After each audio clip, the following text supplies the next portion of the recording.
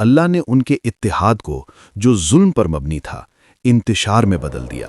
अल्लाह का इंसाफ हमेशा बराबर होता है। नमरूद पहला जालिम था जिसे मच्छर के जरिए जलील किया गया, मगर तारीख ने खुद को सदियों बाद फिर दोहराया। रोमन एम्परर टाइटस, जिसने जेरूशलम में कुद्स को तबाह किया था, उसका अंजाम भी बिल्कुल नमरूद जैसा हुआ।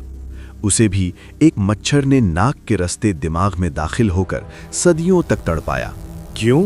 क्योंकि अल्लाह दुनिया को बताना चाहता है कि जो बादशाह अपने सर पर गुरूर का ताज सजाते हैं, उनकी सजा उन्हीं के सर में रखी गई है। नमरूद ने 400 साल तक गुनाह किए तो 400 साल तक जूते खाए। टाइटस ने मुकद्दस जगहों की बेहुरमती की तो उससे भी वैसी ही मौत मिली। ये दुनिया एक मुकाफात अमल है, यहाँ जो बोओगे वही काटोगे। हम नमरूद की कहानी सुनते हैं और हैरान होते हैं, मगर क्या हमने अपने इर्द गिर्द देखा है? आज के टावर ऑफ बेबल ब्रिक्स के नहीं, बल्कि टेक्नोलॉजी, पैसे और ताकत के हैं।